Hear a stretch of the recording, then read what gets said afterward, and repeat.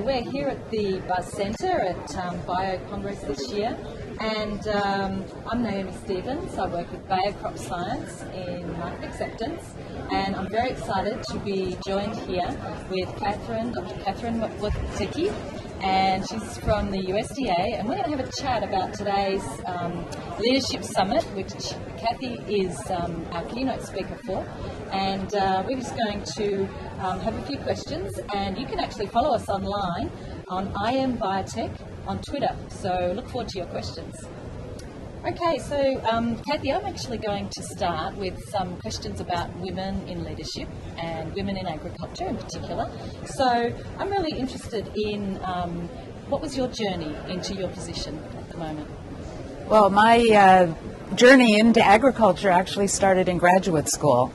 I was very much interested in how food affects health, and I pursued a graduate degree in human nutrition at one of the land-grant universities here in the United States, Virginia Tech. The land-grant university system is actually celebrating its 150th anniversary this summer. Next month, July 3rd, marks the date when President Lincoln signed into law the land-grant act, the Morrill Act, that created these universities. So the land-grant universities have a special emphasis in the agricultural sciences as well as in engineering, and they did from the start.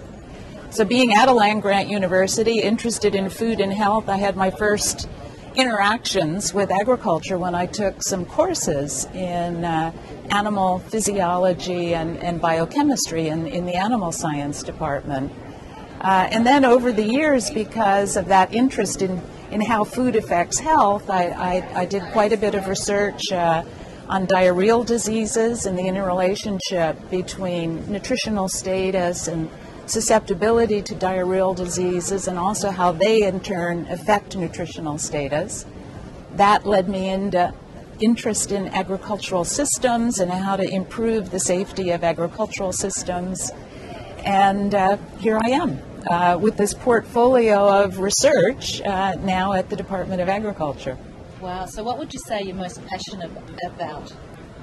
Well, I think it's the science and making sure that our program and policy decisions within the department are based on science, or at least informed by science. Many times a policy decision will have a value component to it as well. But to make sure that the secretary and my colleagues, the undersecretaries, are well informed about what we know about the science as it affects the decision that they're making. Fantastic. And so what keeps you motivated to come back to science? Well, the motivation, I think, is easy. It's a fascination. The great thing about science is that it's always something new. There's always a new discovery.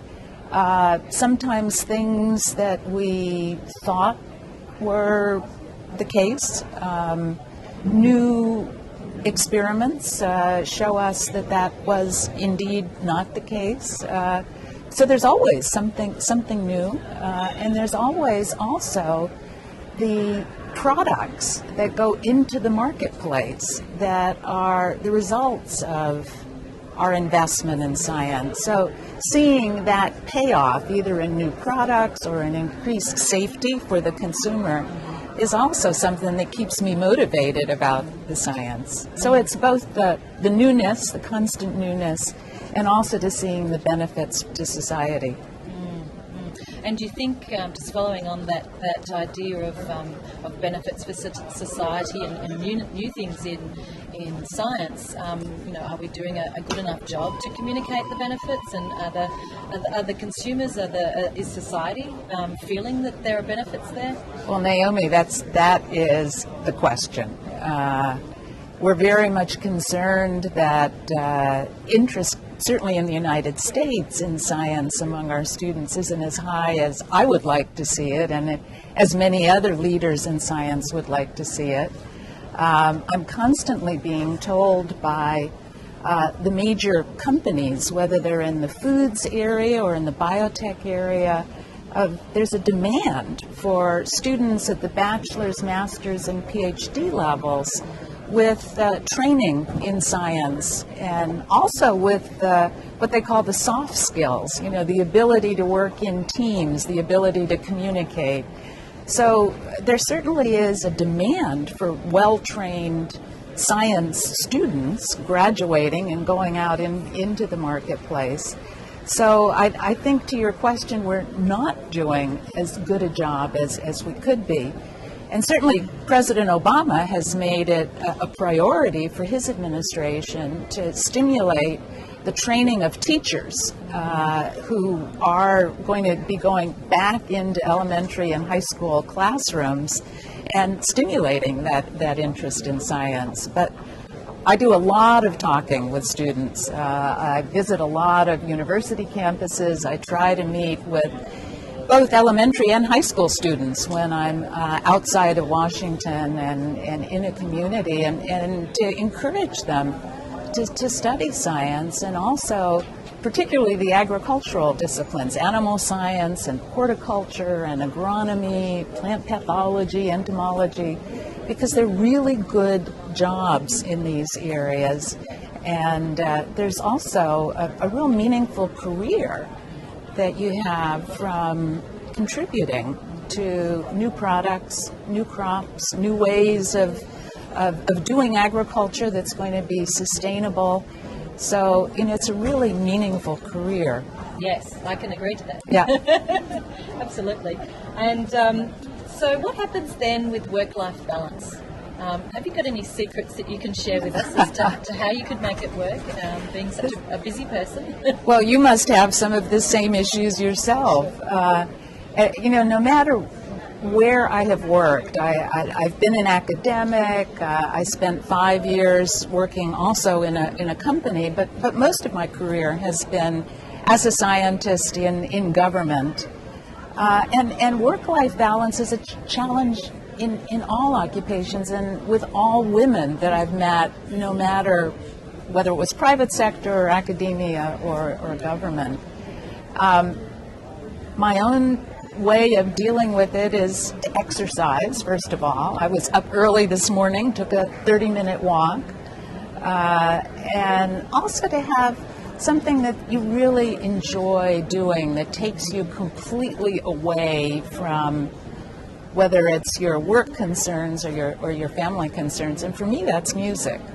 I play the piano, and when you're playing music, it's really impossible to concentrate on the problems, but it is a great way to relax. So I love that advice. Yeah, and certainly carving time out for your family is extremely important. Definitely. So, thanks for that. Yeah. And so perhaps you can tell us a little about what you do now in government. Well, certainly. I actually have two titles. One is Chief Scientist for the department, and that's a relatively new position. It was created in 2008, and the role is one that I'm really creating as I'm working in it a year and a half, but it's a way to inject science into the decisions the secretary makes. It's that informing that I was talking about earlier, informing the decision making. The second title is Undersecretary for Research, Education, and Economics, and in that role I have the responsibility for overseeing 4 of the science agencies within the Department of Agriculture, where most of the science and education is performed. So 3 of those are in-house, or what we call intramural agencies, the Agricultural Research Service, the Economic Research Service, and the National Agricultural Statistics Service. And the 4th agency is an extramural agency, meaning that it funds research and education programs that are conducted by university-based faculty, and that organization is called the National Institute of Food and Agriculture. Fantastic. So how does your job then relate to the bioeconomy, which is something that we're going to talk about this afternoon? Well, we have a big role as the public funders of science. in the agricultural disciplines. And so for the bioeconomy, we're providing, again, through those in-house or intramural scientists, as well as by funding university-based scientists, providing the intellectual base, the more fundamental science base to build the bioeconomy. And it's out of those laboratories then that new ideas get passed off into companies to really then develop the products that are going to go onto the market. So it's a good example of that public-private roles in science, and we're on the agriculture side, so very much interested in biofuels, and other bioproducts, and the development of the agricultural feedstocks, the conversion technologies, and building the agricultural infrastructure in order then for the private sector to actually develop products and bring them to market. And do you have some cases where the private sector is coming to you to sort of say, come on, government, we need some policy to help sort of infrastructure, and because we've got got some new ideas that we'd like to bring? Oh, well, definitely, and that's expressed through also some of the authorizing legislation for some of the programs that we're running, and a good example of that is the Biofuels Research and Development Initiative. We call it BIRDie for short, in which both the Department of Agriculture and the Department of Energy are working collaboratively to fund research, again, done at universities and also to a certain extent in the private sector, that will build the science base for the biofuels industry. Again, this is all pre-competitive kind of research, but it's a good example of how two departments with an interest in a particular area like biofuels can work together, issue joint program announcements, get from the university community their best ideas about the science to build the biofuels industry, and then to fund those projects, evaluate them, and then out of those comes the handoff into the private sector. Yes, yeah, fantastic. So are there some challenges that present themselves now for you? Oh, certainly. There's always a lot of challenges. One has been the controversy, I guess would be the best way to put it, about fuel versus food, and where should we be placing our research investment, the public investment that's going into this. Both of those areas, food security as well as bioproducts and biofuels, are two of our 5 research priorities within our portfolio of research. We view it as being research that we really need to be investing in, because as we look towards the future, in order to produce not only the food but also the energy and the other products that a population of over 9 billion people by mid-century is going to demand, we're really going to have to intensify agricultural productivity, and we're going to have to do that in a way that's sustainable. So our research, 2 of our 5 research priorities are focusing on food security, how we provide that, and also how we can provide the biofuels and other bioproducts. Our other 3 priorities are food safety, have to produce that food in a way that's safe, human nutrition with a big emphasis on obesity prevention, as well as making sure that foods that are being produced in the array of food products are going to meet nutrient needs. And all of those 4 priorities are going to have to be undertaken against a backdrop of climate change. So the 5th area for which we're funding research is focusing on initially a fundamental understanding of how climate change is going to affect agricultural production, and then developing ways to adapt crops and livestock systems to changing climate, and also to try to determine how agriculture can be used to mitigate climate change. Certainly, agriculture plays a very key role in sequestering carbon, and question that we have is how can we make that more efficient and be a positive contributor. So all of those are our 5 high priorities, and we see them as all ones that have to move forward together. Yes, yes. And I guess that for that last one in particular, that's where potentially agricultural biotechnology has a role.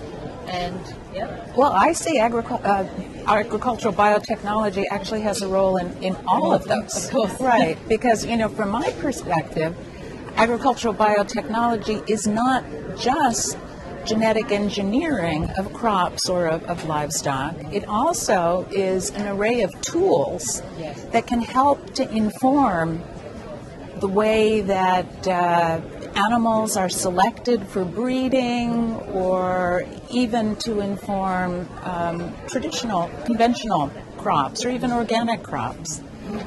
So, a good example is the work that the dairy industry has done to identify those traits that are related to high milk production.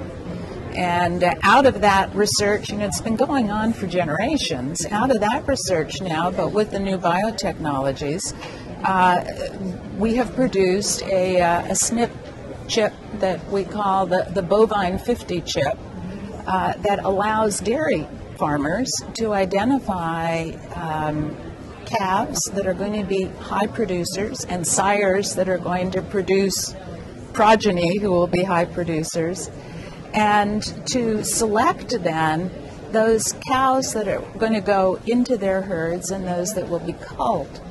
In the U.S. now, we have a dairy herd across the country that's actually half the size of the herd of 40 years ago and producing twice as much milk. And a lot of that is coming out of these programs of selective breeding that now is being informed by the SNP 50 chip, the bovine 50 chip, and it's great. So it's also a step forward as far as that question of sustainability and climate change, because with a smaller herd, it's more efficient, and also protective of the environment.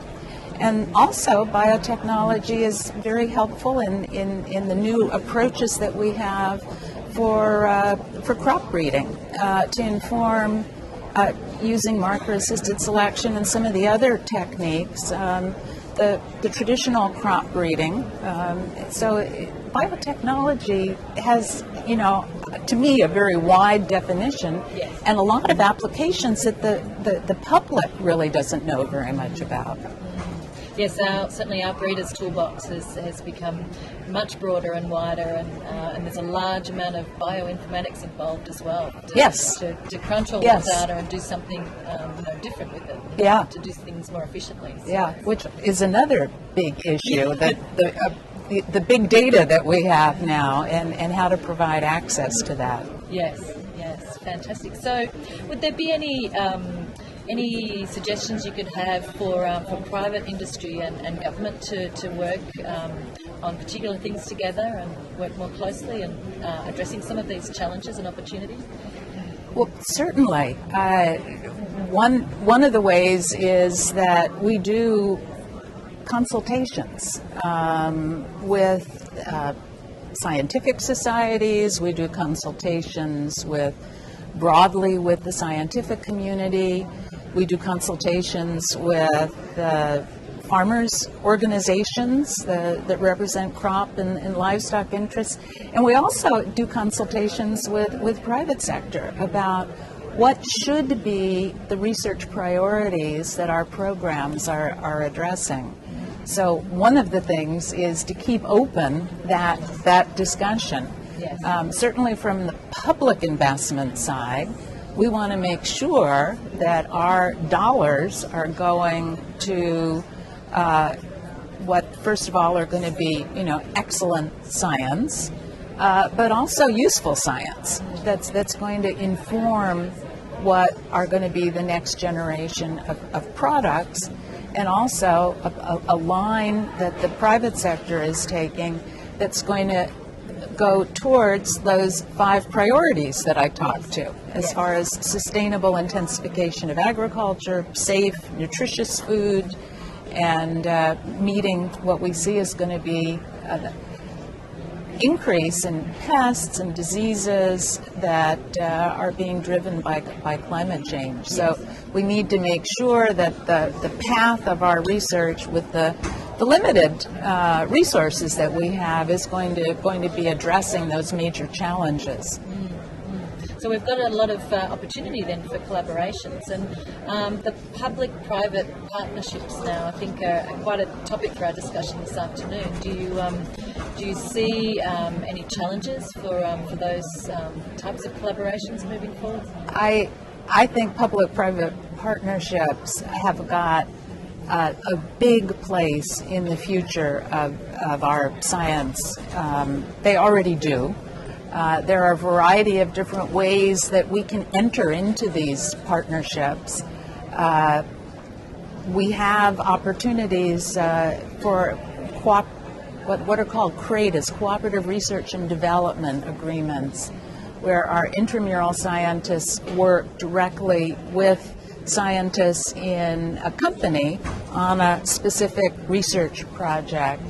But I also think there is a role for some of these larger consortia in the food and agricultural sciences, kind of modeled on the approach that the biomarkers consortium that the National Institutes of Health has pulled together, where they're working with the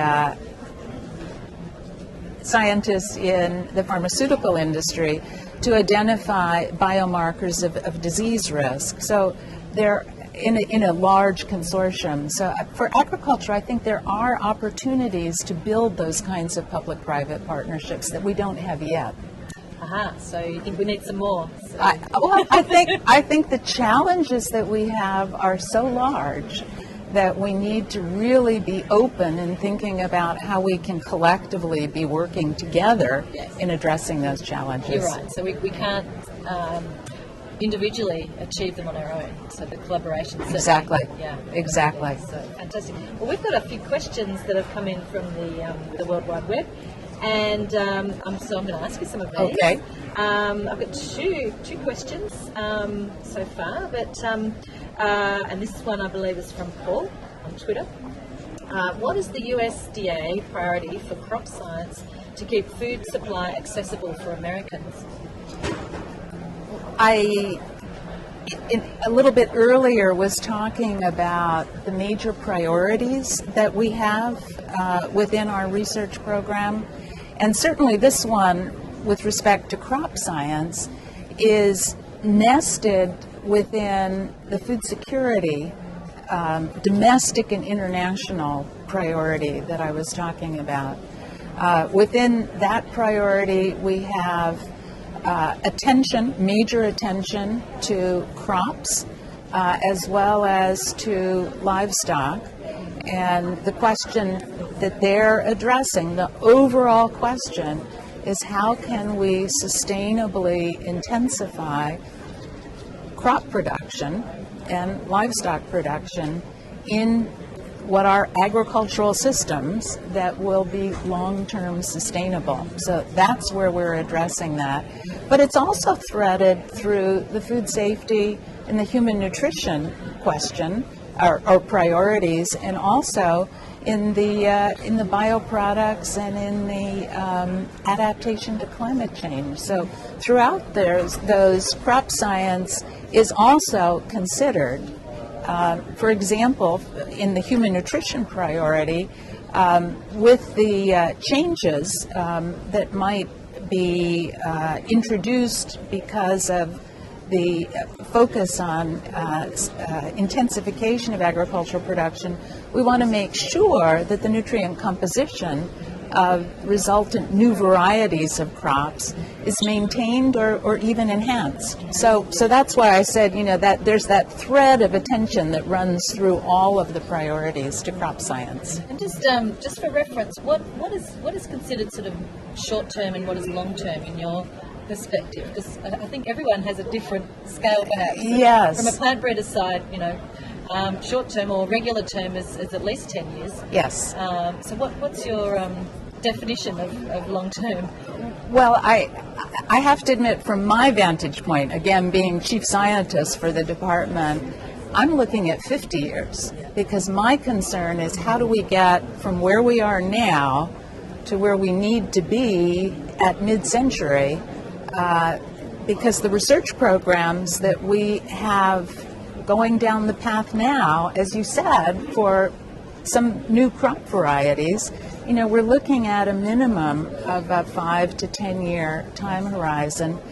And from the forestry perspective, that is an even longer time horizon. So yes, our short term is in, maybe 3 to 5 year terms. That's the length of time that many of our grants are for. And my long term is looking at mid-century. Okay. All right. So Paul's second question was actually how is the USDA working with biotech companies in fighting global hunger? So this one comes back to your your studies in human nutrition. Huh? Yeah. Well, there are a number of, as I referred to, cooperative research and development awards, in which our intramural scientists are working with scientists in a variety of different kinds of companies, including some startup biotech companies.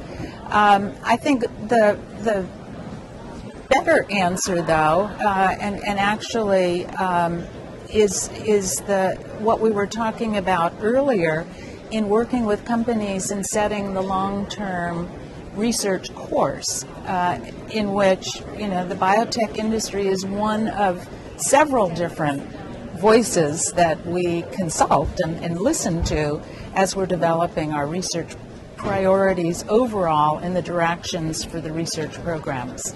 Fantastic. Well, we've had a whole range of fantastic questions, and I've enjoyed speaking with you. We're going to have an even bigger discussion this afternoon at the Leadership Summit, and where we'll be talking about the roles of government and public policy, the roles for academics and universities, and as well as then looking at how investors are driving innovation and what are some of the implications then for taking innovation forward. So we're going to have a great session this afternoon. I hope you can join us, and look forward to seeing more tweets and more information coming out of the Bio Congress this week.